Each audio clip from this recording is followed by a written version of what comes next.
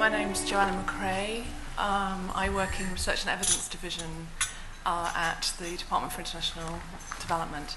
And it's my great pleasure to welcome you here on behalf of OPHI to what I think is going to be a fascinating couple of hours where we can look at OPHI's data coming out in relation to poverty and equity, particularly in relation to middle-income countries. I've been asked to be quite a strict chair, the purpose being to allow all of you lots of time to ask the panel what I'm sure will be many important questions around this data set. So without much further ado, I would like to introduce the panel and also the structure of this session. To my far left, we have Sabina Alkire, who will be known to you as one of the co-founders of OPHI, being based at Oxford University. Jeff Sachs hardly needs an introduction, but I will try to do so very modestly. He's introduced himself, or asked to be introduced as the director of the Earth Institute, but also a special advisor to the UN Secretary General on the Millennium Goals, and for many of us he's obviously one of the visionaries really in terms of the MTG process. And to my right is James Foster from George Washington University, who has also been a major contributor to the OPHI process.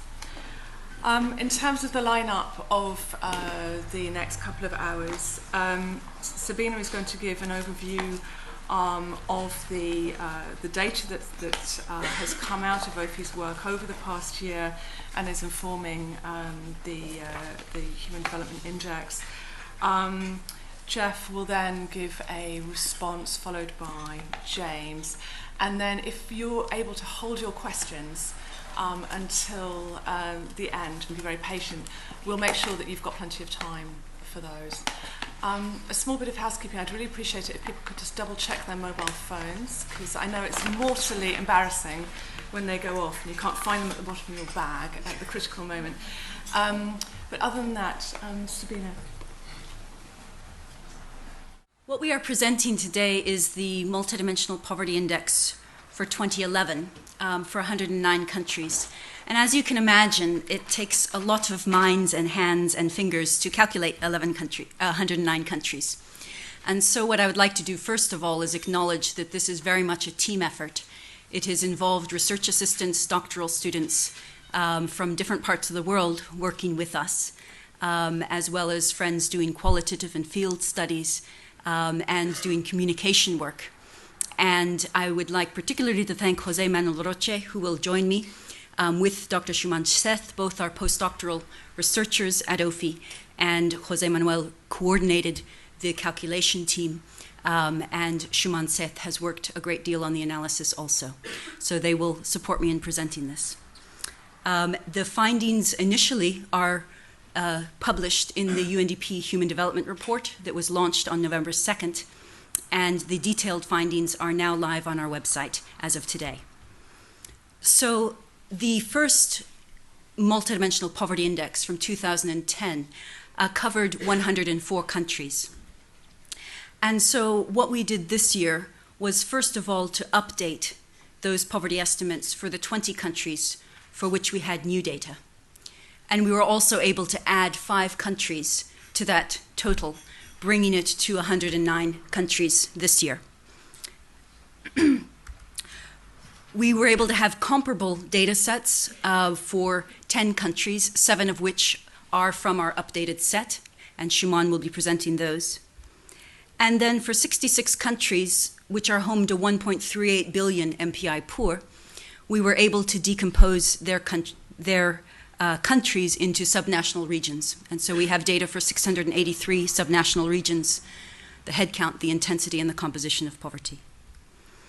So just first of all, to refresh, the data that we use for MPI comes from the same international data sources which are used, for example, for many of the Millennium Development Goal estimates and for other international comparisons of poverty. And these include the demographic and health surveys, which we used for 54 countries this year, and the multiple indicator cluster surveys for 32. And we supplemented that with the World Health Survey and with some national studies. These data come from the years 2000 to 2010, and so like all studies of poverty in both income and multidimensional poverty, we are constrained by the frequency in which data are collected and released in an internationally comparable way. And this will be updated rapidly in the coming years. The MPI consists of 3 dimensions: health, education, and living standard, the same 3 as the Human Poverty Index prior to it in the UNDP and as the Human Development Index. And there are 10 indicators which are equally weighted within the dimensions. So each dimension is equally weighted: the 2 health indicators, the 2 education indicators, and the 6 living standard indicators are equally weighted, as the diagram depicts. So for each person, we first develop their profile of poverty. And so you are deprived in nutrition if somebody in your family is malnourished. You're deprived if a child has died.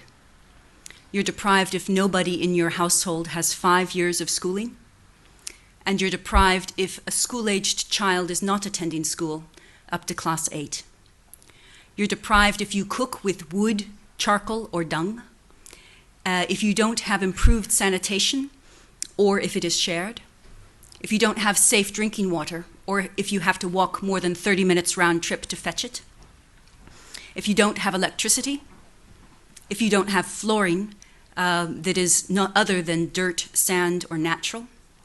And if you don't own more than one of the following assets: radio, television, telephone, refrigerator, bicycle, or motorcycle. And if you own a car or a truck, you are not deprived in assets. So for each person, we create first a deprivation profile of what they experience at the same time. But that's not enough to identify them as poor. Nobody in your family perhaps could be schooled, but you are a self-made millionaire. Your child could be out of school because you are homeschooling them. A child could have perished, and that is a tragedy, but it may not depict poverty. And you might not have electricity, but you might have a good generator. And so deprivations in single indicators may not indicate overall poverty. And there are also issues in data accuracy. So to be identified as multidimensionally poor, you have to experience a total of 1/3 of these deprivations, the weighted indicators. And so we develop a profile, as you can see there on the bottom, where the shaded ones are the deprivations that Puba, in this example, experiences. And then we add them up vertically. She experiences 67%, but if the deprivations are above 33%, you are identified as poor. And the final MPI is very simple. It's the percentage of people who are identified as multidimensionally poor times the percentage of deprivation that the average poor person in your country experiences at the same time. That we call intensity, and the percentage of poor people, we call head count, and it's just H times A. So this is Puba. She is a farmer in rural Bhutan. She lives a 4-hour walk from the road up and down the mountains in a path no pony can travel. She does not have electricity, like all in her community, and she cooks with wood, like all in her community, rich or poor. This is her dwelling, and the real problem in terms of the dwelling is the roof. The roof is made of bamboo, a 9-hour walk from where she is, and she's 72 years old. You carry the bamboo back, split it, and weave it. This has to be done every year. And if it is not, and at this point the roof was not in good repair, then the rain comes in on her and her family. So that's a big concern and stress for her. She's not deprived in assets. She has these and chickens. But there are other deprivations she experiences. For example, her granddaughter, who lives with her, is 12 years old, but unlike many children in Bhutan, and certainly in this particular community, has never been to school due to other work she's doing. And yet the MPI, which does depict the poverty and the stress of the situation, does not depict other things. She's very generous and was preparing an egg for us. And she's also very happy and certainly a wise and beautiful person. And so the poverty cannot tell the full story of her life, and measurement always has its limitations, particularly when it is so crude and internationally comparable. So that's how we've made the MPI. And what I'd like to draw your attention to now are, just very briefly, some stories of where poor people live, and then turn over to José Manuel and Suman Seth to say more details. So first of all, of these 109 countries, they cover 5.3 billion people, and 1.65 billion, 31% of people in those countries are MPI poor, and 50% of those people live in South Asia, and 29% in Sub-Saharan Africa. So that's just the overall view using 2008 population figures. If we look at each of the regions, and we have very good coverage in South Asia and Sub-Saharan Africa, we can develop a multidimensional poverty index for that region. And we can see that the highest multidimensional poverty is in Sub-Saharan Africa. But we can also compare this. South Asia, as we saw, is much bigger. And so we take the poorest 26 regions of South Asia, and we look at their poverty. And both the number of MPI poor and their combined MPI is relatively the same, a little bit bigger than that of Sub-Saharan Africa. And so in both regions, it's not only the case that there are a lot of poor people, but also that their deprivations are significant and intense. Another interesting topic, which has been really brought to our attention by Andy Sumner's work on middle-income countries, has been to ask, where do MPI poor people live in terms of the country aggregations which still inform donor assistance? So we have a 93% coverage of the people in low and middle-income countries together. And we find that the MPI poor, 72% of them live in middle-income countries, not in low-income countries. So nearly 3/4, 72%. Now, it could be the case that those people in middle-income countries, which is, a higher level, $1,000 to $12,000 in income, roughly, that they are just barely poor. They're just 34%, 36% poverty.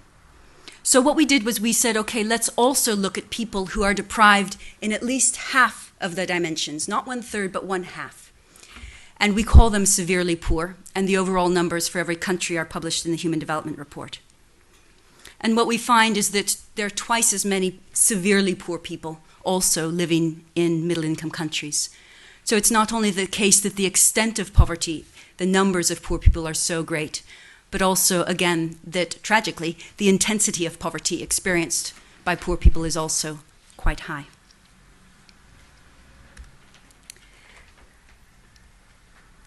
So I will now turn over, well, one more thing is to look at the diversity within these income country levels.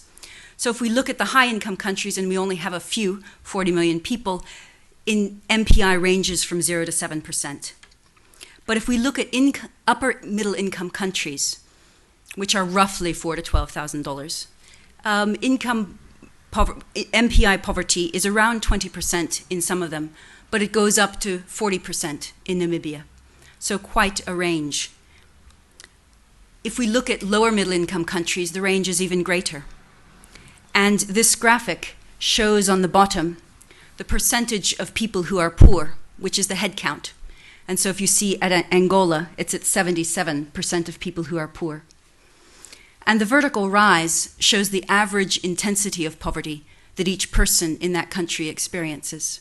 And we'll be using this particular graphic a number of different times. And so the higher you are, the more poverty each person in that country on average experiences. So Angola has, with Nigeria, the highest intensity of poverty in the lower middle income countries. And then if we look at the low income countries, where, as we saw, 28% of MPI poor people live, we also see a very wide disparity from Kyrgyzstan having only 5% of people being MPI poor to Niger with 92%.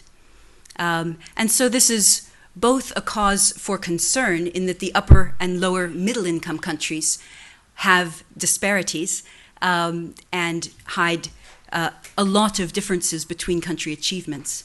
And it's also a message of hope, because it means that some low-income countries, through policy, advice, activity, have been able to really reduce this kind of acute poverty quite significantly. So with this, I will hand over to José. So we have, in these slides that Sabina is showing, we have country poverty levels. And the country poverty levels are obviously average. They are aggregate measures, and they are very useful for a global perspective, but they hide the wide disparity of poverty level at the within country, or poverty in the different regions in the country. So let's consider three countries with different poverty levels and also different level of incomes: Ghana, Nigeria, and Ethiopia. Let's just analyze one at a time. Let's see Ethiopia, for example. The poverty level of Ethiopia is around 90%. 90% of people in Ethiopia are MPI poor. But if we look at the region in Ethiopia, we find some dispersion. Most regions in Ethiopia are at a very high level, and they are also the region with more population. But in Addis Ababa, the level of poverty is less than 20%. If we look at Nigeria, a more striking example, there are wide differences between the northern Nigeria and the southern Nigeria. That goes from 90% or around 90% to around 30% of MPI poor. Ghana, a country with much less country poverty level, also have important disparities. And that is something that we wanted to look at in this year analysis. So what we did is that we took all the countries that had data that was possible to compute poverty level at the regional level, a total of 66, covering 1.4 or around 1.4 billion people who are MPI poor, which is around 85% of the poor people in the 109 countries that we consider in our calculations. And we computed then poverty at the regional level for those countries for a total of 683 regions. So if we had initially for 109 countries the aggregate poverty level, in the next one, this one, we have the poverty at the regional level. And so we could zoom in, for example, in Sub-Saharan Africa, and here again the example of Nigeria showing the very big disparity between the north of Nigeria and the south of Nigeria. And some other striking example, you can see Namibia or Tanzania with very, very big differences. Here in South Asia, in Nepal, really striking differences across regions in Nepal. We have some of this data we analyze and are analyzing the disparities, not only in poverty, but also in intensity of poverty. But the data is larger than what you could probably analyze in only one single paper or analysis. So we are also making all this data available in the website with tables, with graph, some more easy access poverty profile or interactive maps that people can access and use and download. But those maps or those poverty levels allow you to compare regions, MPI level or poverty levels. But what about the composition of poverty? Are people more deprived in some dimensions than other dimensions? So we also look at decomposition on those analyses we've done, and the data is also available. And we look at how the deprivation range from regions to other regions, and see pockets of deprivation in certain regions, for example in nutrition, whereas deprivation in water are more important in some other regions. But we have something important with MPI then, is that it can be unpacked. So it can be packed and unpacked. So you can go from an index to a dashboard, and you can use and interpret both of these. And what it allows is that you can do the interpretation together as well. So not only separate, but together, integrated. So you can see, for example, the proportion of contribution of one particular dimension to the overall MPI of the country. So consider, for example, 3 regions of 3 different countries. They have exactly the same or very similar MPI level of poverty, but they have very different composition. In the green area is the living standard, the red area is health, and then the beige area is education. We see that in Barisal in Bangladesh, poverty is mainly, or the contribution to poverty is higher from nutrition, whereas in Shinwunchor from Senegal is child mortality what contributes more to overall poverty. And in Jinotega in Nicaragua, health in general has very low contribution to poverty. So 3 different poverty level, but different composition. This is simply another example where you have different MPI level, but exactly the same composition. So here we are looking at how much one dimension is contributed to the overall MPI, and that allowed us to do more comprehensive analysis. I led to Suman now that will continue with changes. Thank you, José. Good morning, ladies and gentlemen. As Sabina mentioned in an earlier slide, that beside conducting subnational analysis, we also had an opportunity to visit intertemporal comparison of 10 countries. We had comparable data for these 10 countries that are listed here, and also the years are listed there. As you can see, MPI fell significantly for 9 out of these 10 countries. And all these 10 countries, by the way, has all 10 indicators available. Now, what meaningful analysis or understanding can we have from this intertemporal comparison? The slide that you have seen earlier, I also focus on 3 interesting results for 3 interesting countries. Let us just take a step back in time so that each of these 3 countries, for each of these 3 countries, we move 5 years back. So for Ethiopia, we have the data for year 2000, Nigeria 2003, and Ghana 2003 as well. First, we consider Ethiopia. As you can see, in the light shaded ball, the bubble has Ethiopia 2000. In 2005, Ethiopia's MPI has fallen. But how has Ethiopia improved the MPI? It's actually improved the average intensity of poverty more than it reduced the percentage of people considered as poor. Next, if we look at Nigeria, Nigeria also had a reduction in MPI, but how that reduction was obtained? Nigeria reduced percentage of poor people considered poor more than the average intensity of deprivation. And then in our third example, if you see, Ghana almost uniformly reduced intensity and percentage of people in poverty. Then the next question one may ask, how those poverty has been reduced and how the indicators, different indicators has contributed to this reduction. We look at these 3 countries. As you can see, Ghana reduced poverty, reduced deprivation in almost all indicators. Whereas Nigeria mainly reduced its deprivation in sanitation and safe drinking water. Ethiopia, on the other hand, reduced deprivation mainly in nutrition and safe drinking water. So from this analysis, we can see the reduction in MPI has been caused differently by different indicators.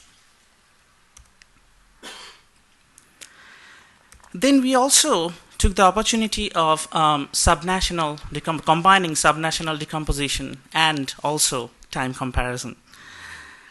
What we can see here, the darker bubbles represent Ethiopia's subnational MPIs, MPIs in 2000, and the red bubbles shows that for 2005.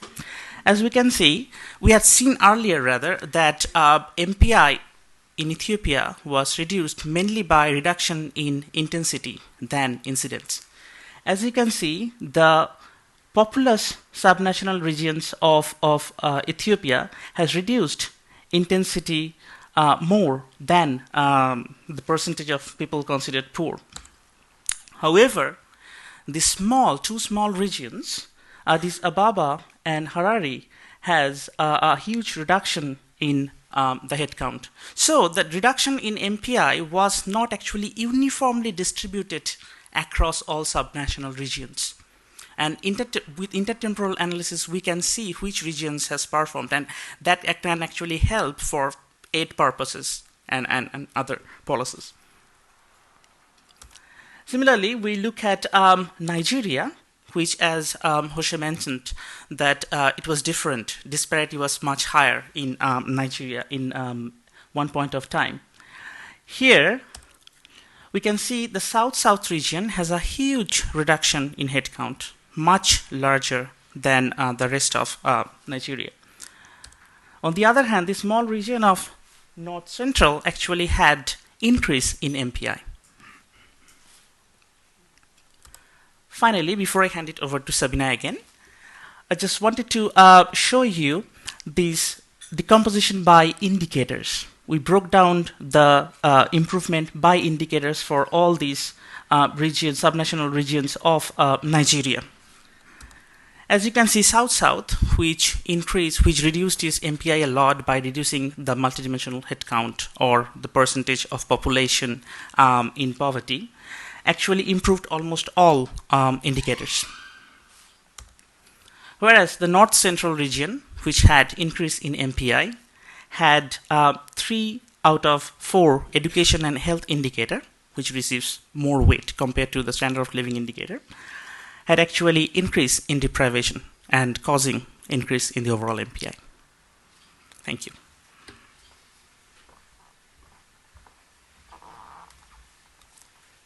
So that is just a brief taste of some of the analysis that we've been trying to do and to put together.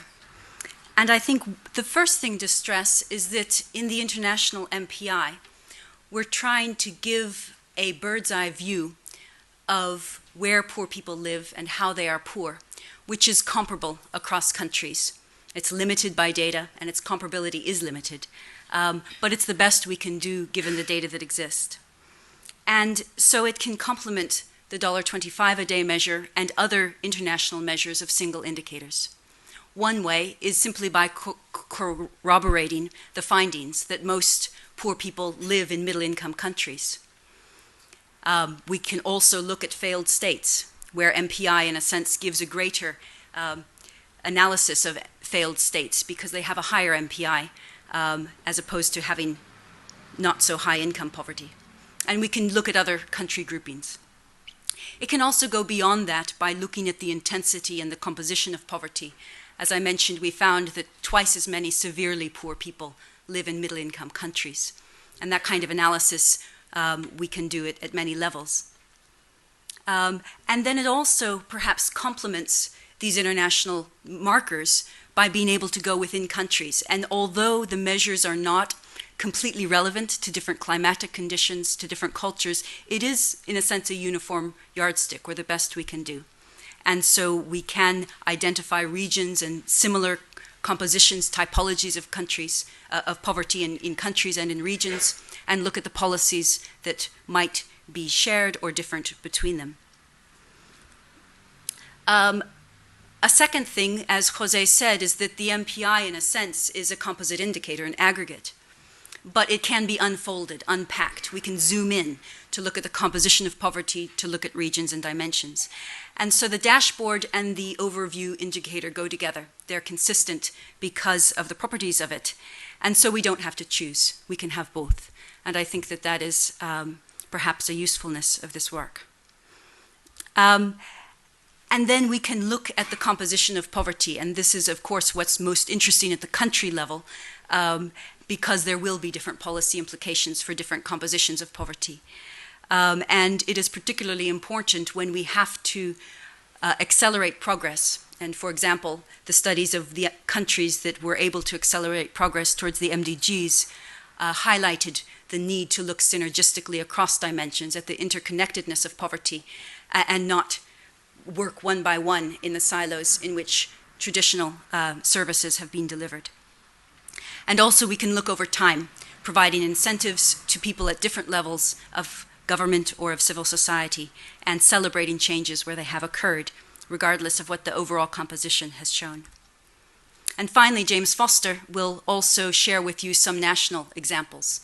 So the MPI internationally is a very crude instrument by necessity, but our hope is that it will inspire and support the development of better measures at the country level and for different NGOs and for different institutions, measures tailor-made for their purposes with the right indicators, dimensions, weights, and cutoff for their purpose.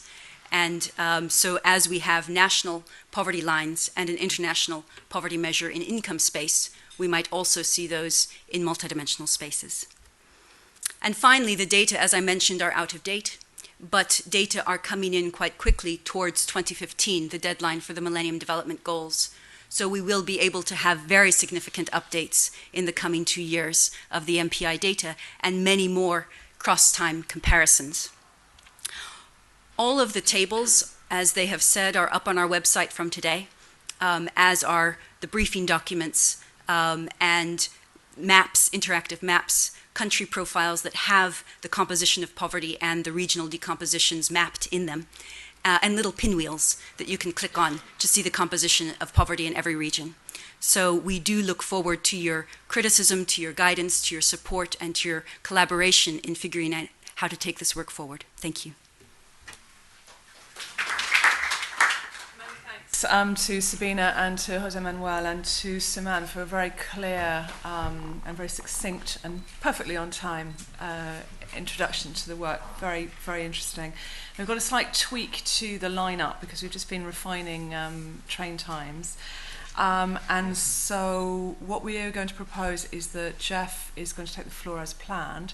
We're then going to take a mini cluster of questions so that you've got an opportunity to ask Jeff for any further clarifications. He's going to go and run through his train, and then we're going to go back to the original plan. So without further ado, Jeff. Okay, thank you. Let me make a few points and comments and questions. First, I think this work is very much on track because poverty inherently is multidimensional. And it's multidimensional in the sense that basic human needs, and if you want to frame them as basic human rights under economic rights, are multidimensional. It's natural that we should evaluate poverty in a multidimensional way.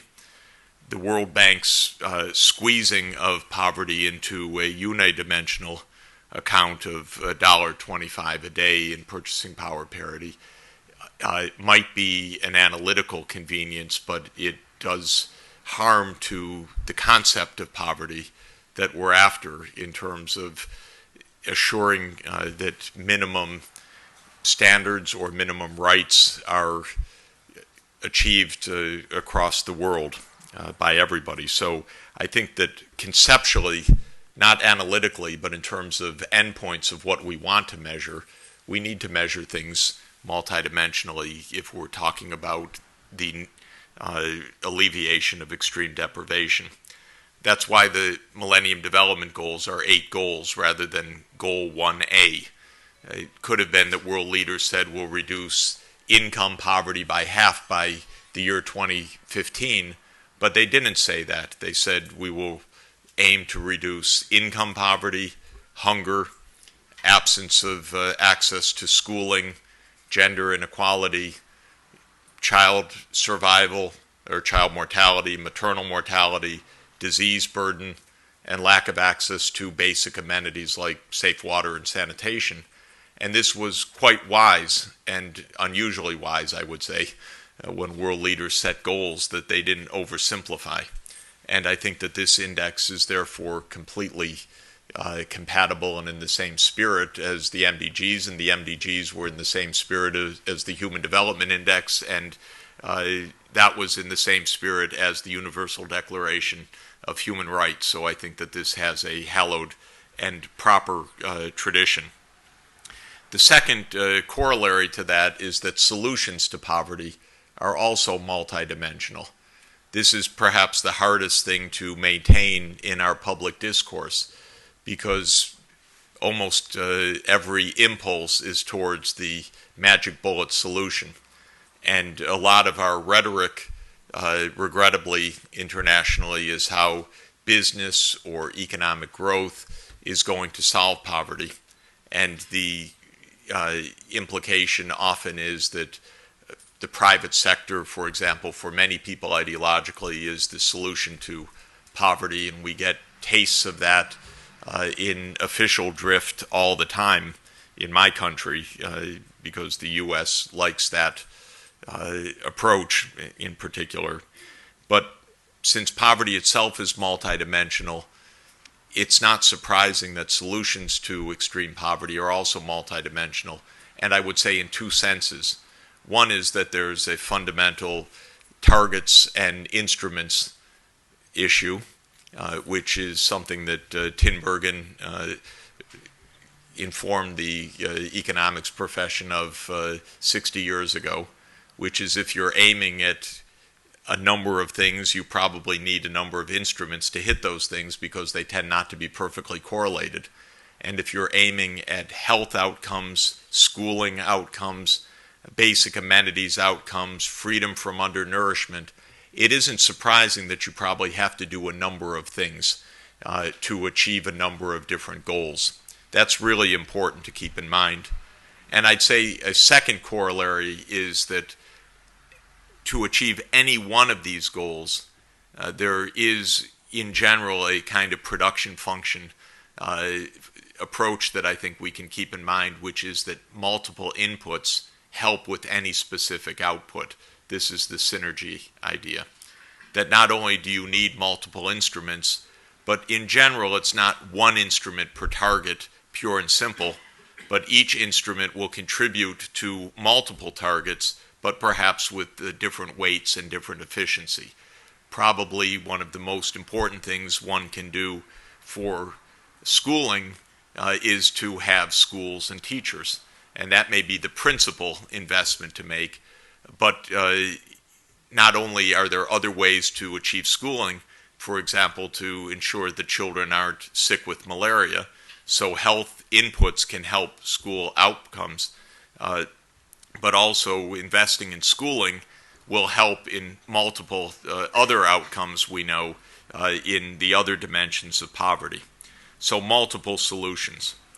Third, and of course, again, closely related, is there are multiple causes of poverty. This is very hard for our politicians often to keep in mind, because the world, again, drives towards single cause, single outcome ideas, and we live in the world of simplification and sound bites. And it's hard in a 10-second soundbite to get in the 18 causes of something. And so instead, we generally hear that there's one cause. But from an analytical point of view, understanding the causes of poverty, and whenever I say poverty, I'm meaning some notion of extreme deprivation, not relative poverty. Let me just note that there are, in my opinion, at least 4 different fundamental streams of causation that count. One is individual variation of life histories, life chances, personal backgrounds, genetics, everything else that affects individual variation of experience. You can have poor people in otherwise non-poor settings. Second is our social factors, ethnicity, gender, and identity kinds of factors that are extremely important. Indigenous populations are poor almost everywhere in the world. It is seems to be one of the common traits of humanity to beat up on the people who were there first, because you had to take the land away from them and you had to take the resources away from them. So whole cultures developed to dispossess indigenous populations, and that's a common feature. We have similar phenomena of gender, we have similar phenomena of ethnic minorities, so there are many social determinants of poverty. there are huge biophysical determinants of poverty that are extremely important and often not properly appreciated. And let me just show a couple of the maps that we saw. If you look at almost any map of poverty, you can find strong biophysical characteristics. What are they? They are distance from markets is one, whether you're living up in mountains or in the interior of continents. Second is agronomic conditions, and in general, dry is very bad and very much prone to poverty. Third is endemicity of disease burden, which has many ecological characteristics. And fourth is hazards. If you're in a high seismic environment, a high typhoon environment, drought-prone or other.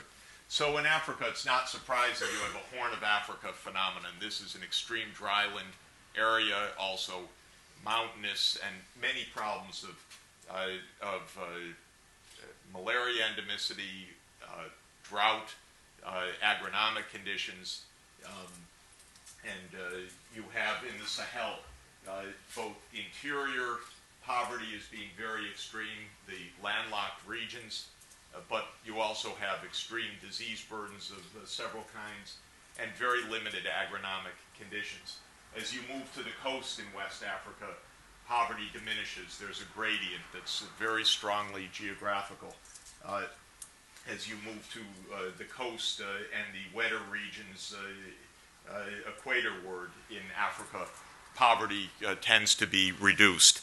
And you can see the same phenomena in India. Generally, more coastal areas are less poor, and more interior regions are poor. Mountain belt is almost everywhere poor in the world. Very high transport costs, very low connectivity to global markets. I just wanted to show Latin America is exactly the same way. You have the whole mountain belt that stretches right down the spine here, and the Andean region and the highlands of Central America are absolutely, these are valley communities with very high transport costs. You can get coffee out perhaps, but you can't get much else out from the point of view of markets. So these biophysical conditions are extremely important. And the fourth dimension of cause of poverty is governance, the failure to provide public goods that are absolutely vital in complementary form to private capital. And so this is something that this analysis is going to allow us a much deeper take on than before, because this is an extremely rich data set. Now, just a few questions. First, I think it would be really important for this study to analyze what you gain relative to, say, the World Bank standard. I don't know if the data are capable of whether you can map the $1.25 indicators with the multidimensional indicators. I'm very skeptical of the World Bank's measurements and don't like the income variable because I think it distracts us from many, many important policy and human relevant factors. But suppose it turned out there's a 95% correlation so that it's a great shorthand for what we're after. That would be one thing. Or it just mismeasures tremendously and doesn't capture the lives of poverty. That would be a second thing. So this is something that I think is very important to understand. It's related to a series of questions. What minimum set of indicators really gets at what we want? What are the correlations among the subcategories? To what extent do they really move together or not? It seems on a first pass of the data that disease burden is especially high in Sub-Saharan Africa, nutrition burden especially high in South Asia, and assets poverty especially high in Latin America. That would be my guess on all of those dimensions, but I'd like to see it tested. Africa has a I think, a unique footprint of infectious disease for a lot of reasons. South Asia is overwhelmed by undernourishment. And really, for us to understand that South Asian reality is essential. Is that household dynamics? Is that cultural? Is that agronomy? Is that something else? Is fundamental, because India, with all its progress, still has the highest burden, absolutely shocking burden of child undernourishment. And so, first, is it real? And second, what causes it, I think, would help us to address the poverty conditions of hundreds of millions of people.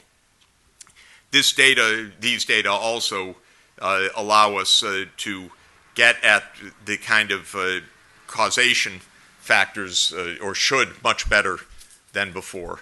And as I said, I believe that we need a close analysis of social, political, biophysical, and individual randomness decompositions, and probably some progress can be made on this, though I don't know how much ethnicity and social observations are in these data. But I think it would be very important to try to draw out these causal factors. I believe that they all count, but it'll be great to know whether, first, that's right and in which way. I think this is a great starting point for asking another very important policy question. What do we mean by ending poverty? Because I do believe in the post-2015 next round of the MDGs, and there will be a second round of goals and maybe a 2015 to 2030 period. My hope is that in that period we don't say reduce by half X, Y, and Z, but say we end extreme deprivation by 2030 on the following dimensions. In other words, we take on an end of poverty kind of goal. But these data and this analysis is perfectly suited to posing the challenge right. What would we mean by ending poverty? If that's the way I would like to see it, that's why I put that as a title of a book, Once Upon a Time, The End of Poverty, because I think that's within reach. But to end poverty, you have to know what it is you want to end. And what I would like to see ended is a extreme deprivation on a multidimensional basis, and therefore these data give a good advanced start of asking the right question or setting the right goal. I wouldn't want to set the goal of avoiding extreme deprivation by 1/3 of categories. I'd rather try to end extreme deprivation in all of these dimensions and say that the end of poverty means you wouldn't fall in any of those classes appropriately defined. You could never say you won't live in a household where a child won't die, but you could say you won't live in a household that doesn't have access to primary health care in some sense, or is not able to access the basic preventative and therapeutic services that are on hold. Finally, this analysis should give us a lot of help in targeting development assistance, because I think there are two parts to that. One is development assistance should be related to underlying causes. It shouldn't just map poverty, but it should, of course, try to invest in the solutions. And if the solutions are about agronomy, or if they're about transport, or if they're about controlling biophysical conditions, or if they're about ending discrimination, it's important to know, because those are very, very different implications for what it means to fight poverty. The second thing that I think is extremely important is this observation that a lot of extreme deprivation takes place in middle-income countries. And we need to really test that proposition and think hard about what it means, because to some extent it means that a great deal of poverty really can be the responsibility of the nation state. And I'm pretty comfortable with that in a lot of cases. China has the means to end its own poverty. it has graduated from development aid, and that's fine and appropriate. And it would be really nice to feel that 2/3 of world poverty could be categorized that way. I wouldn't quite jump to that conclusion with the countries that include Nigeria or India, but maybe or Pakistan, maybe we're close to that, where aid really should be focused on low-income countries only, and a lot of poverty, maybe even 2/3 of poverty, is addressable within countries that have the national means to take this on, and from a development aid point of view, we can afford to discuss, analyze, suggest, brainstorm, problem solve with middle-income countries together to the extent that that's helpful, but not directly finance solutions. So I think that this is something that we have to probe more deeply. So I'll stop there to say that I think that the analysis is extremely important. The data sets will be very, very important. Analytically, there's a lot of work to do, but this is a great basis for the work that needs to be done. Thanks. Jeff, thank you very much for your very thoughtful remarks, and I think my main takeaway from it is there's nothing as practical as an incredibly strong data set, and I think some of the very profound policy challenges you identify, as I say, leap out from some of the numbers. Before opening up the floor, I wonder, could I just ask Sabina if you could respond to Jeff's first question, which is about the degree to which MPI maps against the 1.25 approach to poverty measurement? Sure. We have $1.25 measures for 103 of the 109 countries. And they show a broad relationship, and on the country briefings, we have the graphic, in that basically high-income poverty and high MPI are in the same area, but it's very jagged.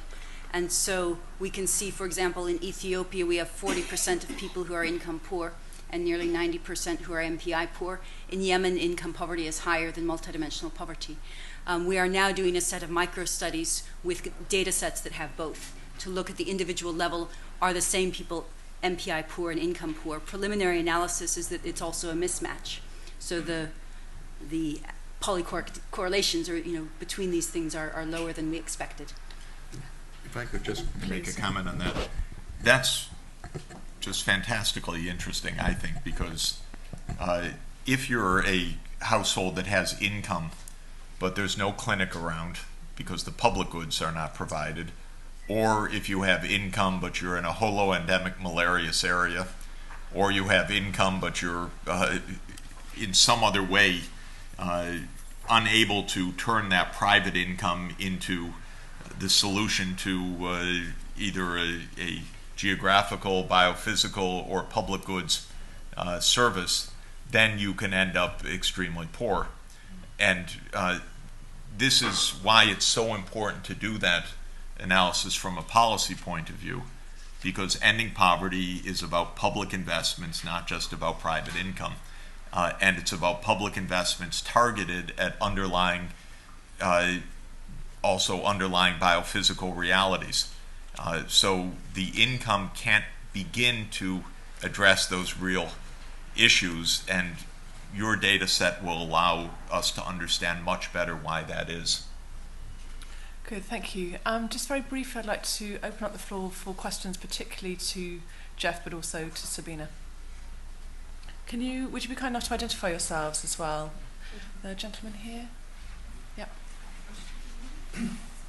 Thank you. I'm Alan Gilbert from University College. You've prompted a whole series, both of you, all of you. The first thing, on shorthand measures, my eyeballing of all the maps, particularly the regional maps, would suggest that urbanization is absolutely critical explanation of your variations. And in fact, most of your indicators are urban biased. And this has implications for trends over time, because if people move massively from countryside to cities, you'd get a big improvement in some ways, depending on whether they were educated or not, I realise. And so I think that's a problem. It's also only measuring chronic poverty. Now, while Jeff has been saying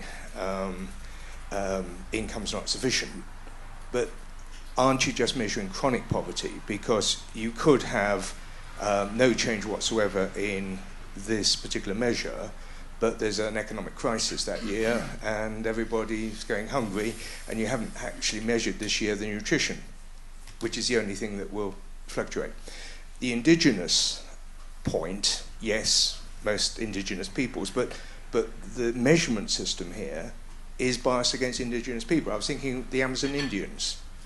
They would be defined automatically as poor under your measures. Now, that's in a sense reasonable enough, but if you can't complain about indigenous people being exploited and at the same time have a measure that says the people who are not necessarily exploited are poor. Anyway, I'll leave it there. Oh, one other thing. Can you rethink your thing about the Andes? Because there's Mexico City, Bogota, Medellin, which are up in the mountains, which don't happen to be very poor, but other places that are. Thank you very much. There was another gentleman there, and then somebody whose hand I can see, but not their face, I'm afraid. Yeah, the lady at the back. Thanks. Jeff, Robert Wade from LSE. Hi. In Korea and Taiwan in the 50s and 60s, there was not a poverty-focused program of the kind that is implied by this analysis. There was rather a national development strategy, and out of that strategy came very fast growth, including of employment, and that then translated down into a rapid reduction of multidimensional poverty. So my question is, what is your answer to the argument that your focus on poverty and your pressing for public investment to go in poverty-directed ways is actually a distraction from the project of a national development strategy, out of which may come poverty reduction in the same way as happened in East Asia? Thank you. And then the lady at the back, and then I'm going to come back to our panellists. Tina Weller from CAFOD. I have two questions. One is to do with the MPI being a complementary measure alongside income, sort of leading on from Jeff Sachs' question. And wondering whether it's more useful also to get behind GDP as a measure, that there's this idea that there's also growth that's unhelpful or growth that's, positively damaging to poverty reduction. How can we use the MPI from that perspective in the way that we have environmental accounting, actually getting into deconstructing GDP so that we can see when there's growth that has a negative environmental impact, that's actually internalized within GDP. How can we do the same from the point of view of poverty progress? And the second one to do with the idea that we're looking at extreme poverty, but there's an increasing focus on inequality, both from the idea that it makes poverty reduction more efficient if we tackle inequality, but also as a measure of progress and well-being in itself, that we should target inequality. How can we use the MPI from that perspective? Excellent. Tim, I'm afraid I'm going to abuse the fact that you're a dear colleague and ask you to wait till the second round. Jeff, would you like to run through your response on those three questions? And I think we should let you go, and then I'd like to ask Sabina to respond on them also. Let me start with Robert's question on a development strategy. I don't really view these as different. Of course, I do view it as the kinds of things that one does to fight poverty as part of a development strategy. So reducing the disease burden is absolutely an investment in development that is an extremely strong one. Promoting basic literacy is very strong. Raising agricultural productivity, ending local isolation, and so on. And when I think about Korea's situation in the 50s and 60s, some of the notable points at the takeoff were very high literacy rates already. Disease burden actually rather low, and with the public health focus that Japan had in fact implemented, very high use of fertilizers and high yield technologies. Again, Japan almost invented the Green Revolution in the 1920s, and both Taiwan and Korea had some benefit of that. So my view of a proper development agenda includes building infrastructure, larger scale investments in electrification, in roads, ports, things that I would call a national development strategy, but also things that Japan started and also implemented in its colonies, and also was a legacy for Korea and Taiwan, of school meals, literacy, which goes back a long time in Korean history, actually, into the 19th century, that are very much about poverty reduction.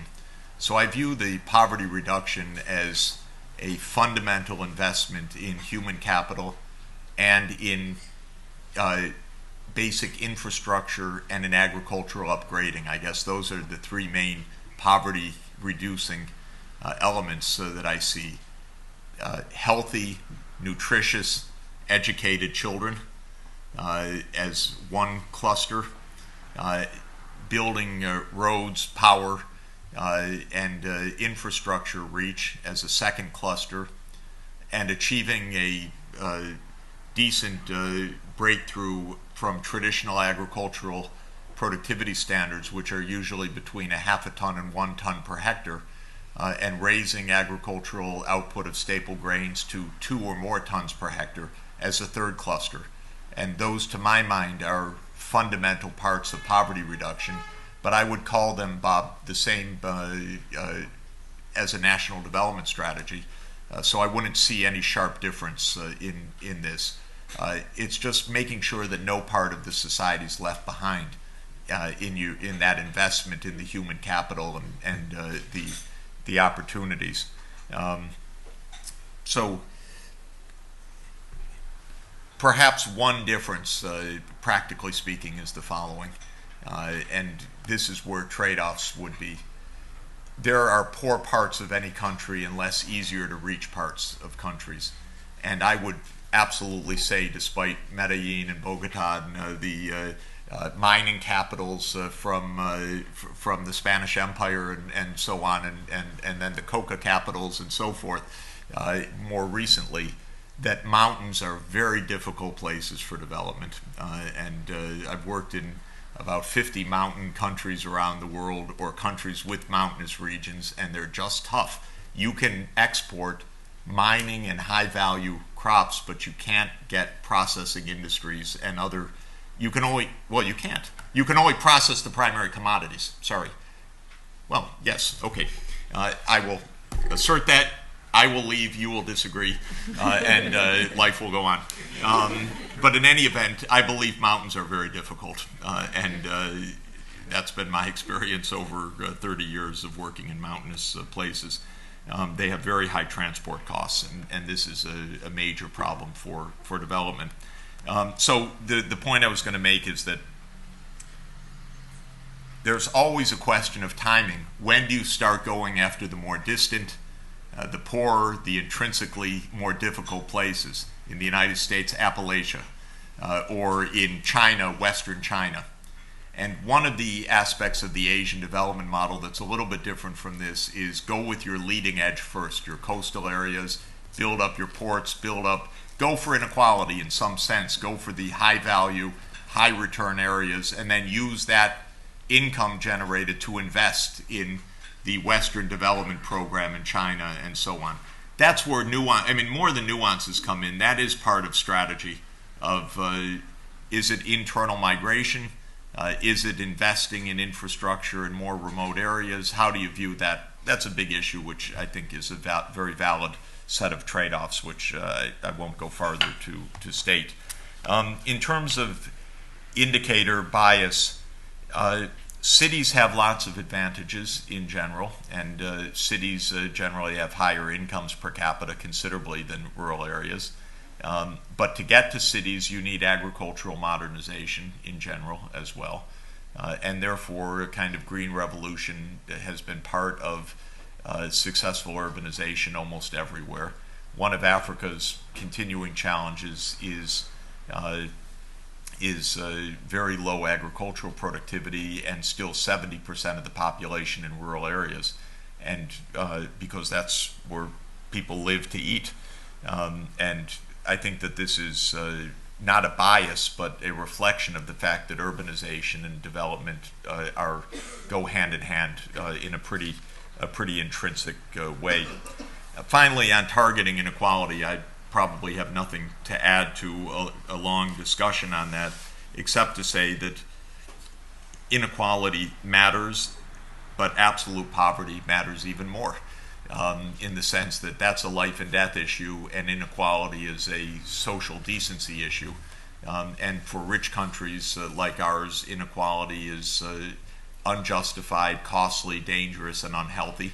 But being extremely poor is vulnerability to death in an immediate way, and therefore a prioritization of ending extreme deprivation always has made sense to me as being something different from relative poverty or high inequality, and I think we ought to keep that distinction because it's a valid one.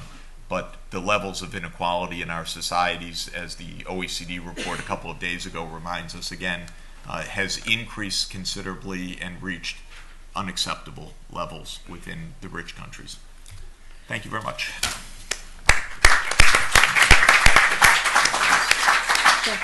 Jeff, many thanks indeed for joining us this morning. My pleasure. Thanks. Good luck with your train. Thank you. It was easier 10 years ago when most British trains were late, but unfortunately on that measure we've improved. Yes, I heard it.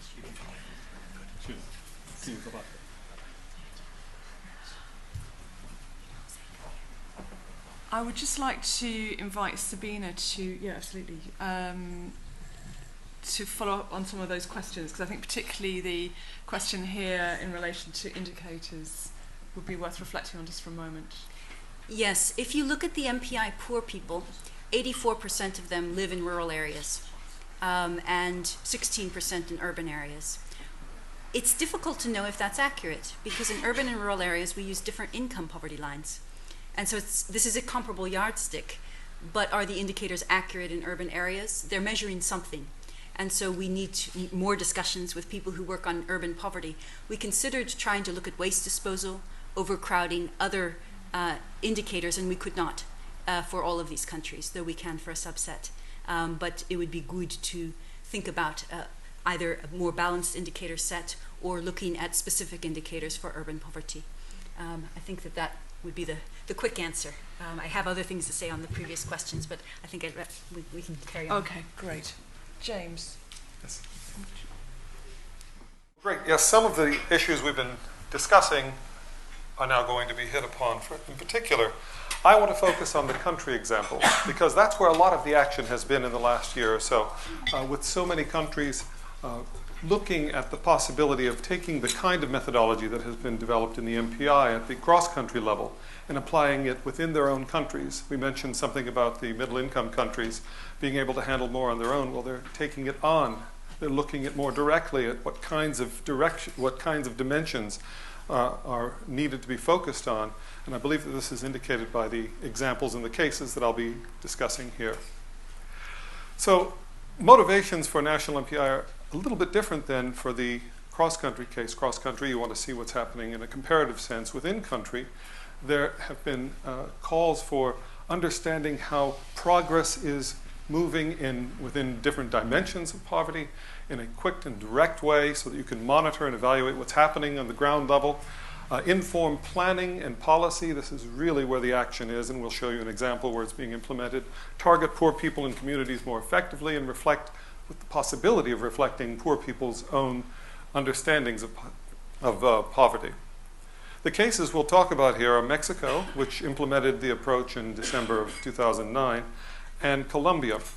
There are many more ongoing right now. I should mention that these slides are from their own government presentations. So the agency responsible prepared the slides. We are drawing from them and telling you about them here. Right, so this is from the unit that's responsible in Mexico's government for preparing poverty results. The main features of the Mexican approach is that you do have income, so measuring economic well-being on that vertical axis. And on this axis, you have something rather different. 6 social rights, what they conceived of, directly out of the Constitution, implemented into the poverty measure itself. And these rights are in these domains: education, health, social security, housing, basic services, and food. Each of them was considered to be co-equally important. So let's see how it's built up from the ground up. Here we have a poverty line they call the economic well-being line. We'll talk a little bit later about the lower poverty line in income space. And over here are deprivations in the social spheres. So first, chop out the people who have no deprivations in the social area and those that do. So these have deprivations. And then look in the economic cutoff. We have the people above, that are above the poverty line is usually done in income space, and those that are below.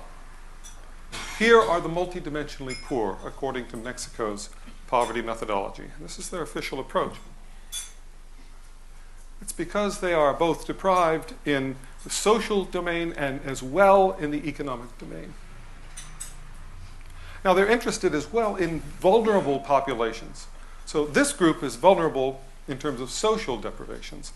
This group is vulnerable in terms of income, even though neither of the groups is poor. Of course, this is the ideal situation, and much of their policies are meant, and very graphically they describe this, pulling from that lower rectangle up to the upper right rectangle and from the other groups. That's where the policies are meant to move people.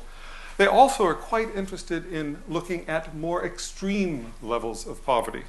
So in order to do that, they chop a lower poverty line here in terms of income, and then a higher target, how many deprivations you have to have in order to be in the extreme poverty group. This group, therefore, is moderate multidimensional poverty. They're still multidimensionally poor, but not extreme. This is their extreme group. So you can see very graphically what they've obtained. Extreme multidimensional poverty group, moderate multidimensional poverty, together comprising multidimensional poverty, the vulnerable groups, and the groups that we're trying to move up into. So data for 2008 they released looks like this, and I actually want to just focus on comparative. We were talking about indigenous, between indigenous and the rest of the population. You can see immediately the numbers of poor here and the average deprivations. They measure how many deprivations in the social sphere as their kind of intensity indicator. And so for the extreme poor, there's about 11 million and about 4 deprivations per these people. But look at the indigenous case, 2.7 millions, an average of 4.2 deprivations. And you can see the same sort of change as you move between the two populations. And of course, in the upper level, exhibiting the kinds of things we would expect, of course.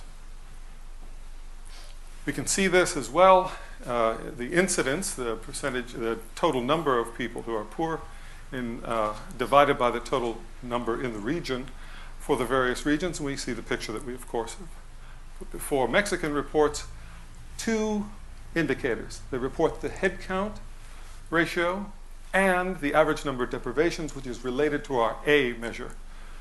They updated in 2010. Let me show you what they discovered. Sorry. And this is their graphics. Here was where success was seen. In other words, the lowering of the number of people who were both poor and deprived in the particular dimension. So we can see great increases in access to health care with 9 million coming out of that group. But we also see problems occurring during this period of great financial change. And there's the food security dimension, seeing greater numbers who are deprived in this dimension. Poverty and income poverty and extreme income poverty, the rises up So that overall, the picture looks like this. With 2008, 4.4, 44%, I mean, and in 2010, 46%. Now this is an increase in poverty.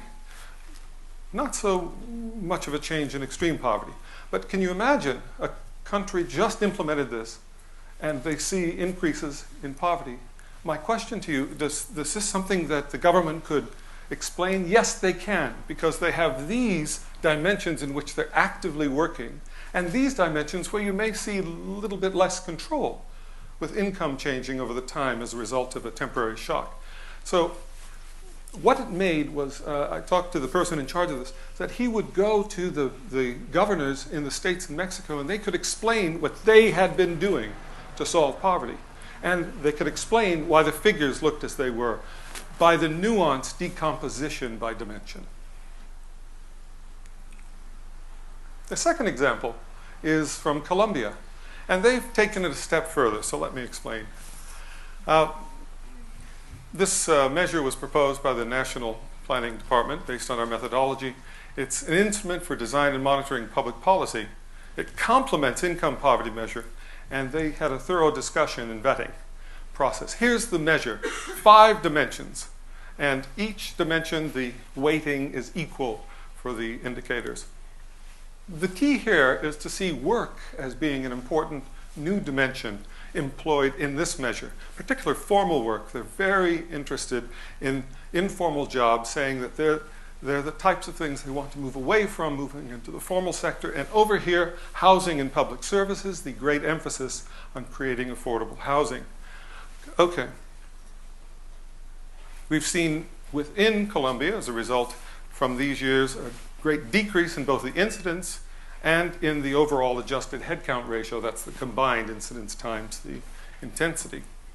Now, what's new here, though? Well, there's 3 applications. The first one, poverty maps, and we've seen that done in the MPI, so I won't dwell on that. Second, this, as part of Colombia's plan for moving people from that lower left to the upper right, there's something called Unidos, and a family is promoted from this program if they're not in extreme income poverty and they're not multidimensionally poor.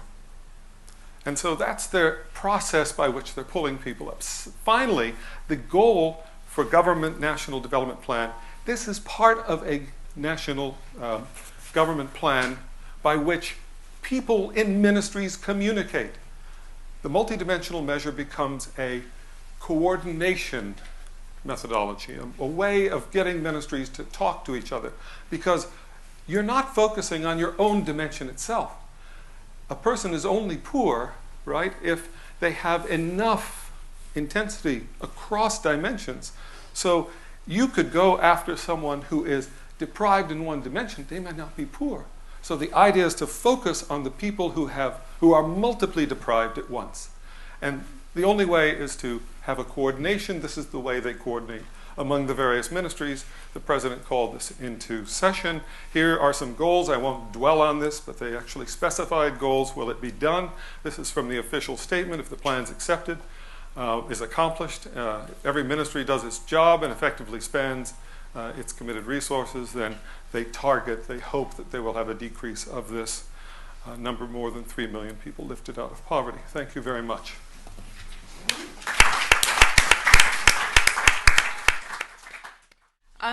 I know there were a number of questions we weren't able to address previously. Tim, do you still have a question? Otherwise, I'll open it up to the floor more broadly. Tim, do you want to kick us off? I guess so. No, I mean, I think this is really interesting. It shows further I think this is a great presentation. Further elaboration of the methodology.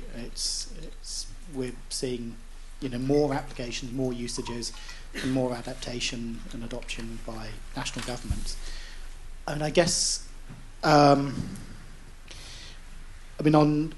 would still like to see this as a complement to rather than a replacement for $1.25. I think consumption poverty measures still do have a role to play. On a slight detail, it's a pity Jeff isn't here. At heart, these should be measures of consumption, not income, and that gets us a step closer to something that is real and something that addresses fundamental needs. I think my remaining concerns about this would be really about the amount and the quality of data that can go into it, but I think those are surmountable. And I think in a way, proving what it can add adds heft to arguments for more frequent and better data collection. I mean, one of the critiques would be that to get all these indicators in one survey, often you have to reach further back in time. So you might have a measure for access to clean water on its own from last year, but you have to go back to 2001 to get a survey that has all 10 indicators. But I think that just does the case for better data collection, and I think there is the potential for doing that. I do also have slight concerns about some of the indicators that are a little bit lagging, like has any child ever died, and is there anybody in the house who hasn't completed school, which I think means that those things will be they will tend to retard the change in MPI, but those actually are fairly minor things. I think it's immensely valuable, and I would like to see it used more. So I'm just going to say congratulations. I think it's very valuable indeed. I was also going to come back to Jeff and say I agree. Absolute poverty trumps inequality. I think what I think many of us, and I think CAFOD was probably trying to get at is, I think a lot of people think there's more need for attention to the relationships between absolute poverty, inequality, and the way that they mediate the relationship with growth. And I think that's kind of what we were trying to get at. That's it. Thank you. Tim, thanks very much. I think this issue about inequality, particularly the very striking numbers around middle-income countries, is one of the very important things to come out of this data set. The gentleman here. Thank you. David Thompson with World Vision. This is really helpful, and I think that when we look at it, and we have to recognise it's just a tool, and the just is not to minimise its value, but it can't tell us everything. And I think what's incredibly valuable is, even in the room today, the kind of questions that it's making us think about starts to draw our thinking to the right level of the causality area. And as World Vision, we've already used the MPI in looking at our global footprint, in looking at our global investment into certain areas. So from that respect, it's incredibly helpful. I think to push on the causality area a bit more, it'd be really interesting to look at sort of sets of overlays you've done or could do onto the data. So inequality would be one of them, and seeing where there is correlation. Urbanization is another, HIV, whatever those are that are not strong enough to be individual criteria that you use, but maybe valuable to look at some of that causality.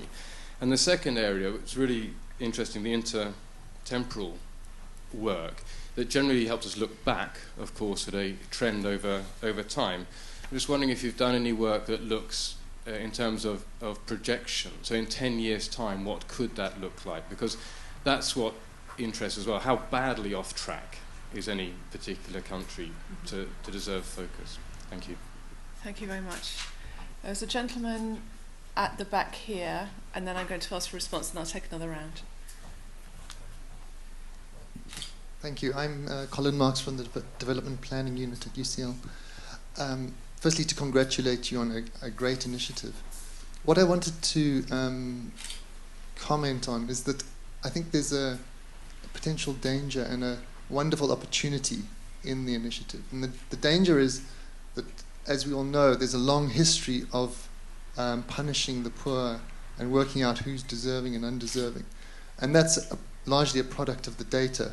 It's either individually focused or household focused. And if we work within that, continue to work within that household focus, there's a possibility that people looking at this data will just say, well, those are just lazy households or certain type of household that don't deserve any help anyway or any kind of support. But so that's the danger by working with the data, and it leads to these ideas about targeting, and you don't see the relationships between rich and poor. But the potential and the wonderful potential that you have is to break out of that, is that your index shows that poverty is not just multidimensional, but it's multi-sited. And when you think about it as being multi-sited, and obviously there are very complex relationships between it being poverty happening in different places and being caused in different places, we break out of the idea that it's only at a household level that poverty or deprivation is an issue. Those are really insightful and quite large questions, so as not to overwhelm our very capable panel, I know, but I'd like to ask James to respond first, please. Well, the first that we should note from the examples of the cases I presented is that income figured in both presentations. So even though at the cross-country level it may not be incorporated directly with assets, of course, are there, but countries have chosen and are using the complementary nature, if you will, of income and other dimensions of poverty. And I think that shows you how really basic that complementarity is. Secondly, looking forward, yes, I think that's part of a potential initiative we've been discussing, forecasting poverty.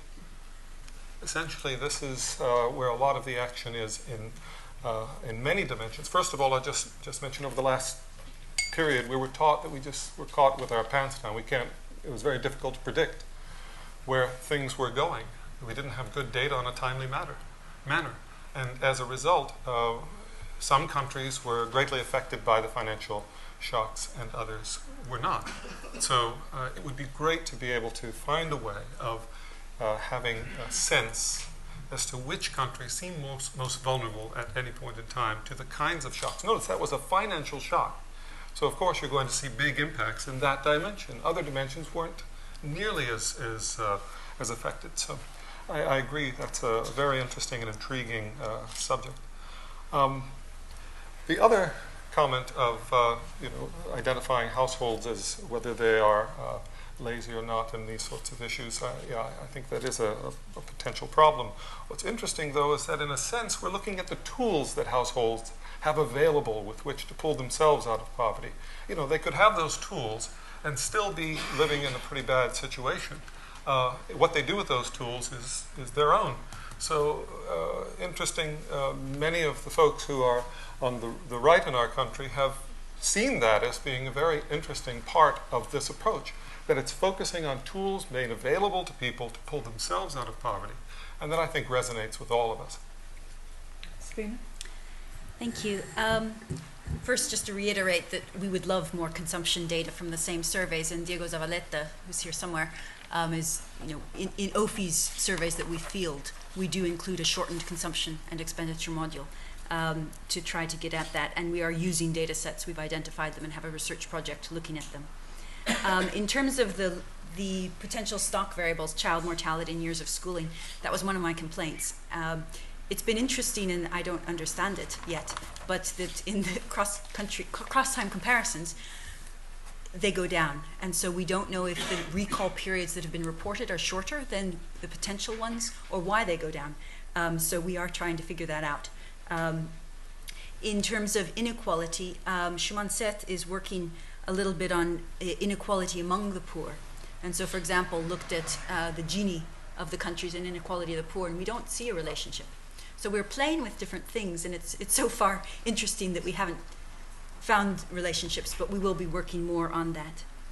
In terms of the overlays of inequality, but also of HIV/AIDS or other indicators, that's a very important area. We've saved some variables in the data sets, and we hope to be looking at some indicators, and we can certainly now do that with the mapping techniques for those indicators that are available on maps.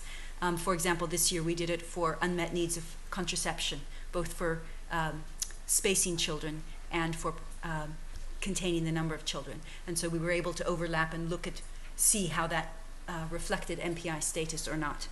That seems very interesting. And the last thing would be, in terms of individual and household level data, the other way of trying to look at that is to try to ask for more data at the household level. And there are countries which now do measure poverty at the individual level, and so can disaggregate by gender and by age group which is tremendously useful. And we're also working on a Women's Empowerment and Agricultural Index, where we have data for women and men in the household so that we can compare their differential empowerment. And we're working with small data sets, 11 small data sets, where we have information on every person in the household. And that helps us get a lot of the technical problems of not having, when we don't have that data, and see how accurate our estimates are, and then also look at intra-household issues. So a big focus and a frustration that we don't really go inside the household in most of these data sets. Thank you. I'd just like to open up, lots and lots. Okay, the lady here in the glasses, and then the lady behind in the glasses. There's no significant trend. Right. Hello, my name is Sylvia Beals from Helpage International.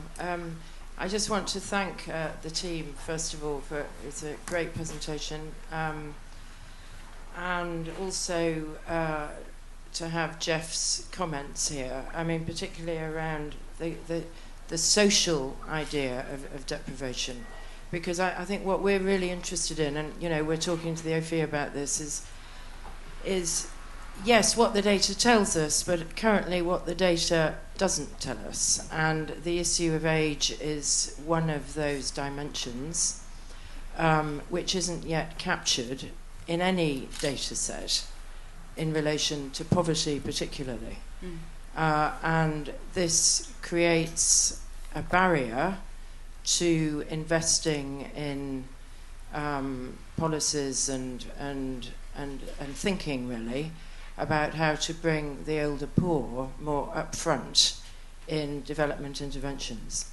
So our sense is that unless this is tackled, work around development will be skewed for the reason that people are living longer, and those that live longer tend to find themselves in South Asia, Sub-Saharan Africa, Bolivia, Mexico, and so on, in the worst circumstances. So it would be really helpful to have a view from the team, both from your work in Oxford and also what you're doing at the country level, as to how this age dimension can be integrated. Because all the issues that you list are exactly the issues that we use to assess deprivation and discrimination. So it's on the sort of two sides. Thank you. And the lady behind, thank you.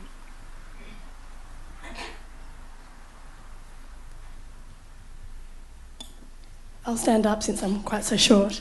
Hi, I'm Caitlin Porter. I'm the governance manager at Plan UK. So maybe from my title, you may be able to hint at the question. I think this is an incredibly rich data set and it offers us a lot. But I think perhaps what it does do is a bit of a sort of temptation of the technical responses here. And I think actually if you're looking at you said the press release that most poor people don't live in middle-income countries. Actually, I think that's a governance problem, just as much as it's a sort of technical poverty solution problem. And I was interested to hear sort of Jeffrey Sachs's comments that actually, is it the case that many middle-income countries should be capable and able to actually solve many of the problems themselves? And our development agencies, NGOs and donors, actually replacing the role of the government. Is our aid fungible in the sense that NGOs hop in to try and solve some of these problems, or donors hop in, and actually the government then uses that money it would have spent on healthcare to fund something else. So I think it's important for us to actually be looking more at the governance element here and reflecting on actually what is the role of donor agencies in perhaps doing the problem solving and collective discussion with the middle income countries about their responsibilities, and perhaps looking at the role of strengthening. There's one of your missing dimensions, which was empowerment, and actually empowering citizens to actually be holding their government to account on whether their aid should go to space programs or should be going to supporting marginalised castes who are malnourished. Thank you. The lady here, the gentleman here, and then I know that you've got a question. Yes, I'm Meera Tiwari from the University of East London. I've been following Sabina's work for quite some time, so yes, it's very rewarding to see it at this stage. I'm also hoping to apply it within communities of East London and comparable communities in Mumbai, so I very much hope to be in touch with you very soon. But thank you, this was wonderful. I have two queries, I think, with building on a number of questions to both Sabina and James, and then I thought I'll make a small comment on Jeff's mountain communities. So the first one was on the causality and the individual focus of the data. If this whole thing appears to be coming out, we are building individual profiles, and it's possible, Suman, that I'm not aware of this, so I'd appreciate some input. This all seems to be an individual profile, and we know also from what Jeff said that the failure to provide public goods is quite big now in the poverty discourse. It should be a big factor. If everything what we do, the profiling seems to be individual, it may mislead to think that while the individual doesn't have access to sanitation, it's somehow the individual or the household's responsibility. So I'm just wondering how we take it to the next level. What is there to say? No, there are different actors in this whole indicator that we've arrived at. And also in terms of the slide that James showed, which had public services, and there were 5 indicators, and each with 0.2 weighting. I'm not going to ask a question on weighting, because quite recently Sabina did sort of have a long discussion about the problems with weighting and how you could get over those, etc. So, but you had 0.2 to all of them. I'm just wondering how correct it is in light of public goods being a critical factor in this whole paradigm, giving public services also the same weighting as others. And the last, just a small comment on Jeff's mountain communities. There are examples. Actually, within India, their mountain communities have done much better than the more enriched, resource-laden communities. So I think times probably have moved on, and it's better to, it's more advantageous now to look at individual case studies rather than that all mountain communities are difficult to work with. Good. Well, it's good to know there's more fuel for the mountain debate. The gentleman here. Thank you. Tom Sanderson from 5 Talents. We're a microfinance NGO. And I was interested, James, that Mexico and Colombia, the national governments have identified their own indicators. Yes. In the microfinance space, the Grameen Bank are promoting a Progress Out of Poverty Index, which has 10 indicators. And I was just wondering, with the 2015 coming up and Professor Sachs saying, maybe another round of MDGs, is that an opportunity for us to kind of seek convergence towards an agreed set of indicators? And the risks of that might be that things like age or empowerment, some indicators might be included, others might not, and there's risks of distortion and just trying to hit targets. But just interested in your views around sort of convergence of these indicators. Thank you. And our colleague here from UCL, and then I'll take another round. I've no doubt that in the case of Africa and much of Asia, this is a real step forward. But I hope you realise that in Latin America, they've been in this game for some time. Economic Commission for Latin America did a whole series of studies, and the fact that James mentioned that Colombia, he actually showed data from 1997, which suggests that Colombia has been at this. Indeed, if you go to the CEPAL web pages, you can get data on all this stuff. So my question is, for Latin America, what has this actually added? And if I'm being sort of somewhat naughty, are you going backwards because you've got rid of income data, whereas the Mexicans and the Colombians have got it in? And the big problem always with the unsatisfied basic needs and the poverty line indicator is, how do you relate the two, one to the other? Because in Colombia, in 1997 data, if I can recall correctly, you can either come up with the answer that 20% of people in Colombia were poor, or you can come up with the answer that 80%, depending whether you add the poverty line and the basic needs people together or just take one or the other. So, I mean, this is a general problem, but please, I hope you've been looking at what the Latin Americans have been doing. I'm sure you have.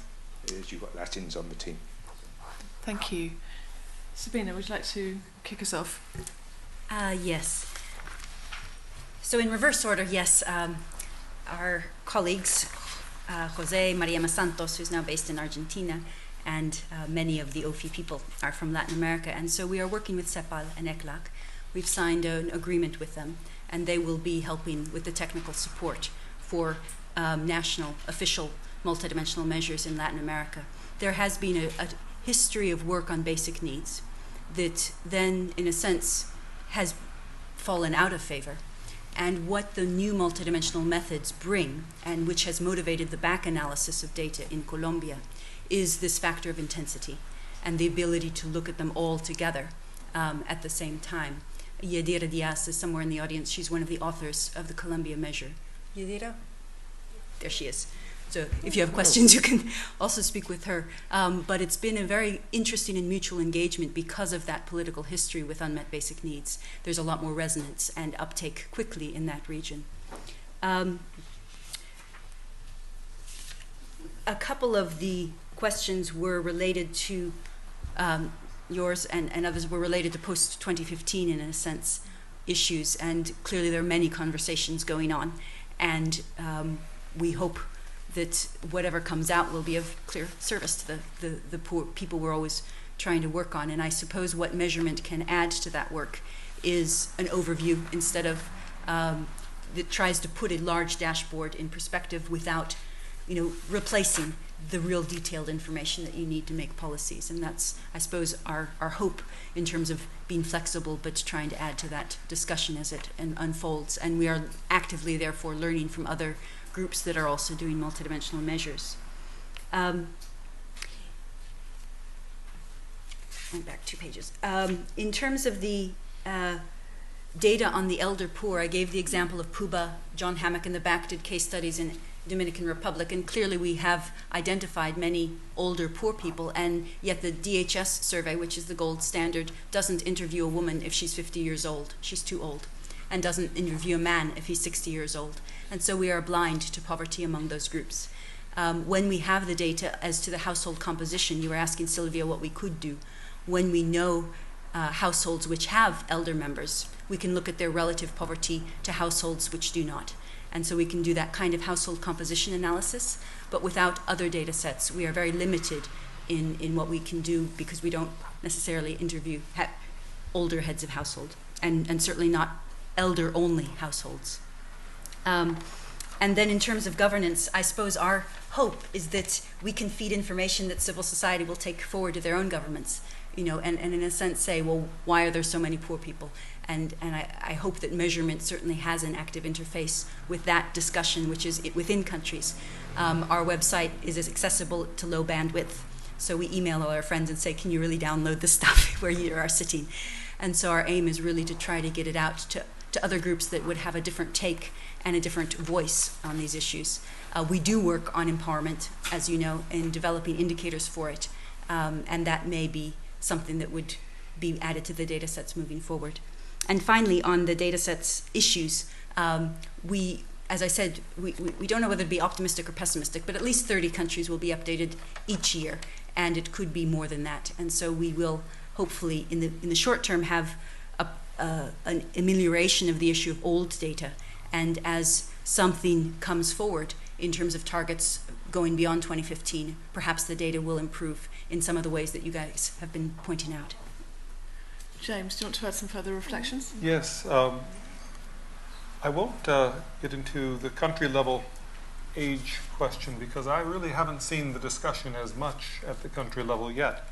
I assume that it will be there sometime soon, but I would want to get into the following question of governance. In essence, countries adopting a multidimensional poverty measure as their official indicator for poverty and holding themselves, governments holding themselves accountable to what's found is probably the best example of good governance, and it encourages good governance because they will be held accountable, and they are in the press, when they release the figures, this goes on for 2 weeks about what's happened and who's to blame and who's to benefit.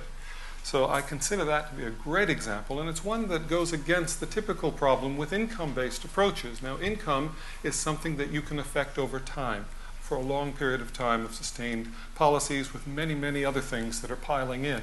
So directly linking income poverty numbers to policy is very tough. On the other hand, if you have the outcomes of the policies that affect real poor people in important ways, such as health and education, and you therefore have a link between policy and outcome, this makes it so that there is that connection, and governments can say with some assertion and statement, we have done X to solve this problem. Okay? And whereas now with poverty, you could ask any government, what is your policy, US government, what are you doing to solving poverty? And it's very hard to give a statement, a definitive statement, you know, how closer are we coming to a world without poverty? So that's an interesting point of this, that income versus multidimensional and the accountability aspect. You know, in choosing weights on the indicator, the Colombians chose the equal weighting across the dimensions. It turns out that is a natural approach. I don't want to second guess it, but I would say that one of the great things about this is that the government, after thinking, the committee thinking, reflecting, consulting with people, decides something. It is in some sense empowering to that committee and to the government itself to choose this, but then to say, here are the data. They're freely available. Every single bit of data they used in constructing that indicator is online. You may change weights. Here's what will happen. Show us what will happen if you think something's wrong. So public discourse is generated as a result of this. So I wanted to mention that because we considered our approach to combining dimensions, which focuses on multiple deprivations, to be a kind of open source approach that people could access on their own and second guess governments in appropriate ways. The example of the MPI at the cross-country level, sometimes it's best to think of that as a great guide for individual governments to say it can be done. This could be done, because up till now they've been told by many sources it can't be done. And so now achieving the idea of combining the different dimensions that they know matter in an appropriate way. You don't have to go to one extreme of saying, you know, you're only poor if you're deprived in everything. Or you're poor if you're deprived in any one thing. Those are two extremes that lead to fairly inconsistent outcomes. Instead, we take the middle way. There is a cut. That cut says you're deprived multiply, not fully, not barely. You're deprived multiply, you are considered to be poor. It's a way of prioritizing who should receive the attention first. I agree, in time we would like to get rid of all the deprivations, but I think that deprivations among people who are multiply deprived should receive first look. I think that's it. Thank you. Great. Any more for any more? Paul and then Brendan.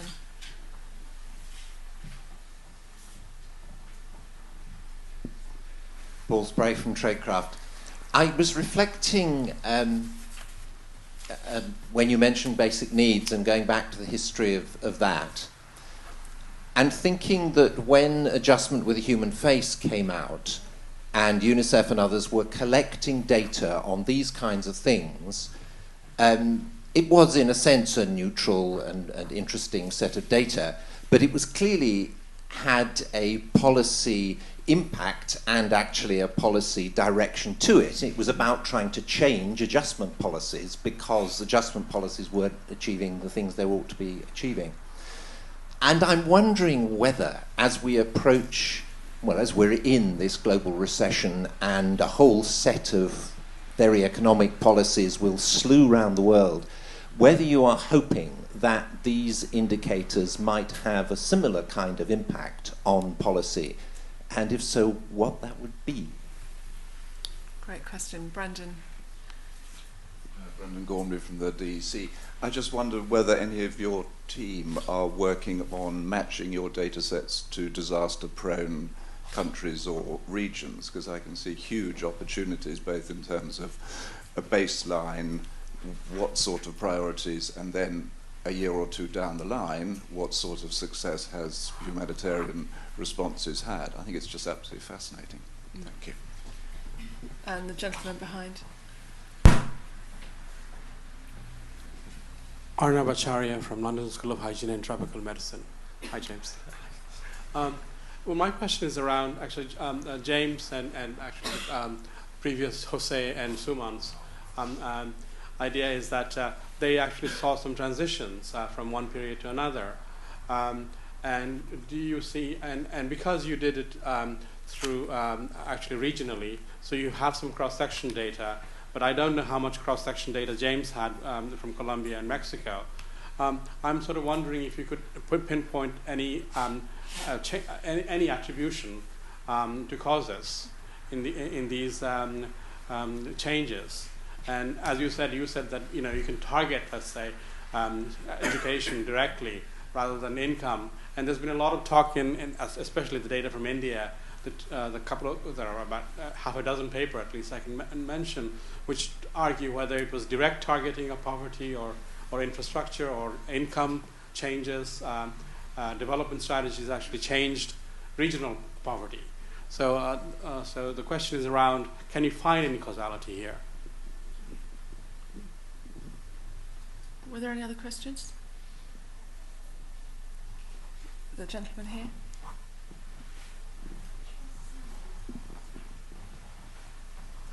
Gordon Anderson, the University of Toronto.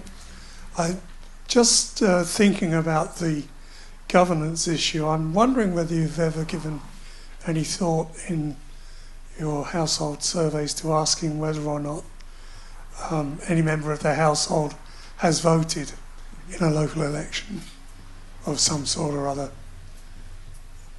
It seems that that's an important part of empowerment. Thank you. And Tim, you had a... Thank you. I get two quick questions. I mean, DHS doesn't do it. What would be the potential for doing longitudinal data? And are you conceiving at some stage, or in your own surveys, are you thinking of putting in a panel component? And I can see that this would be quite complex, but it would be fascinating. How is a change in being multiply deprived driven in different places by changes in different components? And the other one would be I'd be interested in your thoughts about how this does or doesn't connect with kind of well-being debates within the OECD and I guess overlapping a little bit with the missing dimensions, issues of subjective well-being. So where do you see helpful and not helpful kind of links being made? Thank you. Great, thank you. Just in tackling these questions, if it's all right, what I'd like to do is just this question about your policy intent. If you could each reflect on that to start with, and then if we then go back to you to kind of look at the group, if that's all right.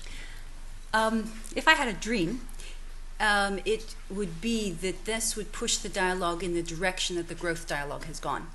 That there are ingredients to growth, there are bottlenecks to growth. They vary by countries.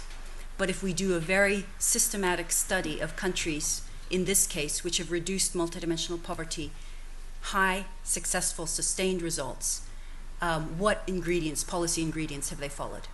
And really try to roll that out and advocate it, building on the studies that have been done, and there are some, and then taking them further in terms of the bells and whistles you have to do to be respected in the academy, a little bit further. But I think that is, the discussions on growth have changed in terms of how to generate growth. But now I'd like the discussion on how to generate a balanced reduction of poverty following the same path, and that would include growth as one of the levers of reducing poverty in a very explicit way. And after the release of the growth report at St. Anthony's, I guess it's years ago, my immediate response was, growth of what? So we're trying to get a sense that there are other dimensions where growth is important. It's not just growth of income, it's growth of these other very intrinsically important aspects of life to people and taking them into account directly in a growth report would be important. And that's, I suppose, what the intent has been since 2006 when we began working together. Great, thank you. Can we go back to the other questions? So just sort of kicking off around disaster prone, and I'm sure you have the list. Yeah. Mm-hmm. So in terms of the disasters, we would love to actually have suggestions because we would like to do it, but the data sources.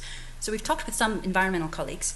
What do we do? And the problem with a lot of the environmental indicators is that the change is a different pace than the immediate poverty. But the disasters is much closer in time. And so if there are data sets to recommend, please just count on us to try to do it. But the problem is just finding the geospatial data that we could overlay. In terms of the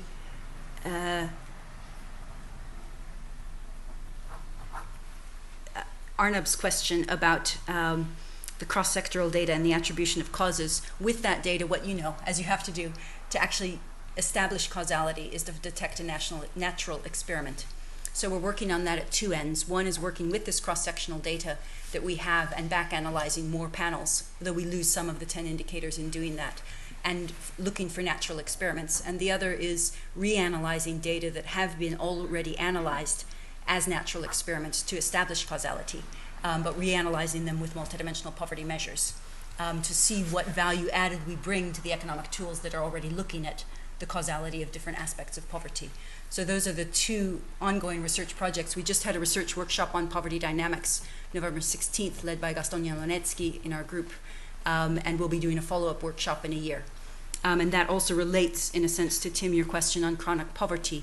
We have the methodologies. We now can basically look at the people who remain poor and the composition of their poverty, to look at the toxic combinations, the people who move out of poverty, what deprivations they still retain, and what they had that they lost. Those who move into poverty, what deprivations they might have had that are vulnerability conditions, and what deprivations they acquired most easily, and then those who churn and go back and forth. And does their composition of the poverty change as they go in and out, or is it the same dimension that keeps cropping up in their lives?